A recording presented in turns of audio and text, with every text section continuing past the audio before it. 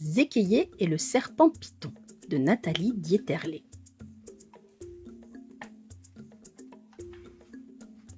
J'ai même un beau dessin de Nathalie Dieterlé qui m'a fait un beau serpent python.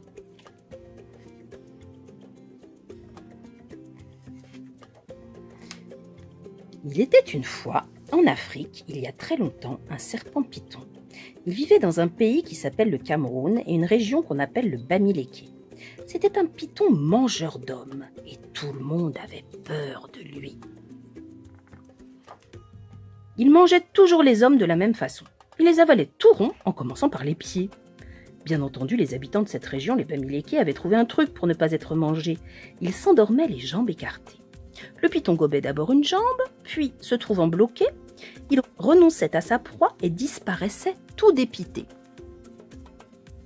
La vie n'était cependant pas drôle pour cette tribu. Le danger restait présent et tout le monde se moquait des Bamileke qui faisaient la sieste d'une curieuse façon. Il était une fois, il y a très longtemps, dans cette même région, un petit garçon qui s'appelait Zékéié. Zékéié était tout petit.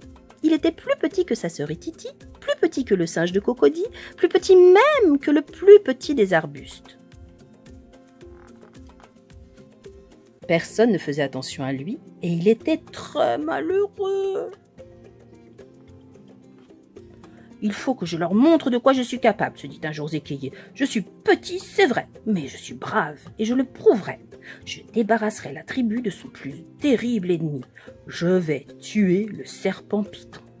Quand j'aurai accompli cet exploit, plus personne ne pourra m'ignorer. » Rempli de courage et d'audace, Zékéié se met aussitôt en chasse, mais il comprit vite qu'il aurait besoin d'aide.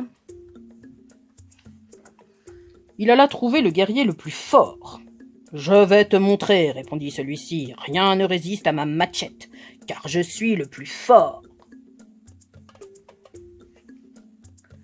Hélas, le python était plus fort encore. Zékéié alla trouver le guerrier le plus rusé. « Je vais te montrer, répondit celui-ci. Je connais la recette d'une potion que les pythons adorent. Cela s'appelle le dolé. Grâce à ce mélange, je ferai tomber le serpent dans un piège, car moi, je suis le plus rusé. » Hélas, le python était plus rusé encore que le sorcier. Il se régala de dolé. Zékéié ne se découragea pas pour autant. Il alla trouver le guérisseur de la tribu, le grand sorcier Boutou qui sait soigner les gens ou les changer en cailloux. « Zékéié, Zékéié, dit le grand sorcier, sois malin comme une araignée. Tu es tout près du but. Écoute bien ceci. Seules les feuilles de bananier peuvent te protéger des morsures et de la salive du serpent python. » Zékéié quitta le sorcier en le remerciant, puis il réfléchit. Le lendemain, il s'assit sous un arbre, les jambes écartées, et à côté de lui, il avait déposé des feuilles de bananier, du dolé et une machette. Comme le lui avait suggéré le sorcier, il s'entoura les jambes de feuilles de bananier. Puis il versa le dolé sur les jambes pour attirer le serpent, comme avait fait le guerrier le plus rusé.